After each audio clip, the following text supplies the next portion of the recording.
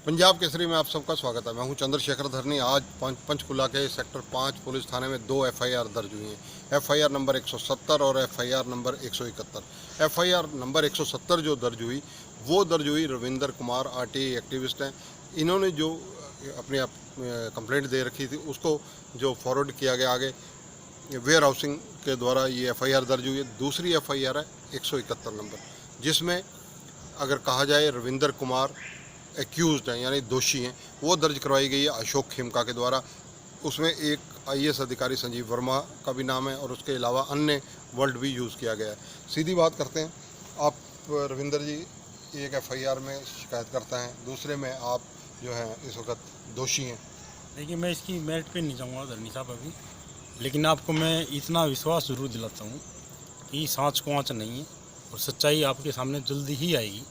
क्योंकि जो बात उन्होंने कही है उसमें तो वो बातें सारी हो चुकी हैं। वो तो एक तरह से जो लोकायुक्त इंस्टीट्यूट है उनके ऊपर आरोप लगाया उन्होंने और उनको इन्फॉर्मेशन आधी अधूरी पुलिस को जो दी है। मैं पुलिस की भूमिका की तारीफ करता हूँ कि उन्होंने उनका भी पक्ष सुना है और हमारा भी सुना है। एफआईआर दर्ज की दोनों जांच होगी, तो जांच में जो दोषी है तो मैं चाहूँगा कि पुलिस बिल्कुल जो इन्होंने काम किया है उसकी मैं बड़ा शुक्रिया अदा करता हूँ कि उन्होंने मेरे खिलाफ भी की है और उसके खिलाफ भी की है और हमारे सच्चाई सामने आई है सारी चीज़ों में। रविंदर जी देखिए, अशोक खेमका सीनियर आईएएस हैं।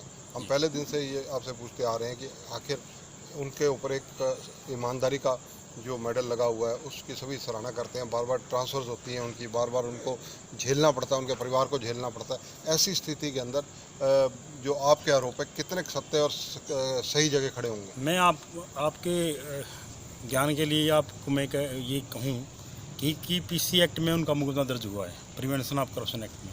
और प्रिवेंशन ऑफ करप्शन एक्ट में जब कोई मामला दर्ज होता है या उसकी एक ऑथेंटिक इंक्वायरी होती है तो उसके ऊपर भ्रष्टाचार के आरोप नहीं रह जाते, वो प्रेमिया फेसिया केस बन जाता है उनके ऊपर कि ये मामला है। अब रही बात इसकी, ये क्रिमिनल इन्वेस्टिगेशन में सारी चीज़ें सामने आ जाएंगी कि किसने ठीक किया, कौन किसके खिलाफ आरोप लगाता रहा है। मेरे आप जो मीडिया पर्सन्स हैं या आम इन जनरल जो पब्लिक है, वो इमेज जो बनाई या बनी है उनकी, वो तो आप भी अच्छी तरह जानते हैं। लेकिन अब जो डॉक्यूमेंट में है, मैंने तो उनको बहुत गहरे तरीके से एग्जामिन किया डॉक्यूमेंट्स को, और ऐसा नहीं है सर कोई आदमी ये मेरे ऊपर नहीं लगा सकता कि मैं सरकार का कोई आदमी हूँ। सरकार ने तो बहुत देर से ही काम हुआ है, बहुत पहले होना चाहिए था। तो उन्होंने मेरे खिलाफ कल शिकायत दी और किसने ठीक किया, कौन किसके खिलाफ आरोप लगाता रहा है। मेरे आप जो मीडिया पर्सन्स हैं या आम इन जनरल जो पब्लिक है, वो इमेज जो बनाई या बनी है उनकी, वो तो आप भी अच्छी तरह जानते हैं। लेकिन अब जो डॉक्यूमेंट में है, मैंने तो उनको बहुत गहरे तरीके से एग्जामिन किया डॉक्यूमेंट्स को, और ऐसा नहीं है सर कोई आदमी ये मेरे ऊपर नहीं लगा सकता कि मैं सरकार का कोई आदमी हूँ। सरकार ने तो बहुत देर से ही काम हुआ है, बहुत पहले होना चाहिए था। उन्होंने मेरे खिलाफ कल शिकायत दी और पता चला और अधिकारियों को भी दी है खिलाफ उन्होंने, और दर्ज हो गया एफआईआर। मुझे कोई वो नहीं है कि सच्चाई सामने आएगी। आप मेरे चेहरे से देख लो, मेरी बातों से समझ लो, मेरे से डॉक्यूमेंट्री जो गए हैं उसके ऊपर प्रिवेंशन ऑफ करप्शन एक्ट में मुकदमा दर्ज होना बहुत बड़ी बात है। एडिशनल चीफ सेक्रेटरी के लेवल के खिलाफ उसमें बहुत प्रेमिया फेसिया एविडेंस थे। और बल्कि अब आपकी लड़ाई कागजों की लड़ाई नहीं रही, अब अदालत की लड़ाई बन गई। अदालत में लड़नी पड़ेगी, पहले पुलिस में लड़नी पड़ेगी, इन्वेस्टिगेशन अफसर के सामने लड़नी पड़ेगी, उसके बाद न्यायालय में लड़नी पड़ेगी। मैं तैयार हूँ किसी बात के लिए भी। मेरी लड़ाई कोई इनके खिलाफ ही नहीं है जो इस तरह के जो अपनी पॉलिटिकल एंगल से अपना काम करते हैं और अंदर खाते उन्होंने जो भ्रष्टाचार किया उसका उजागर करने की बात है। अकेला ये नहीं है कि मेरा कोई पर्सनली रंजिश की बात वो करते रहे हमेशा, वो तो करते ही हैं। वो पता नहीं कितने लोगों के खिलाफ करते हैं। मैं प्रूव करूँगा। रविंदर जी, ऐसे भी चर्चाएं आ रही हैं कि कहीं ना कहीं आपको सत्ता पक्ष के किसी न किसी बड़े नेता का, बड़े चेहरे का पर्दे के पीछे से स्नेह प्राप्त है। ये आरोप ये 10 साल पहले, 12 साल पहले जब ये सरकार नहीं थी जो वर्तमान है, तब भी लगते थे आप पे।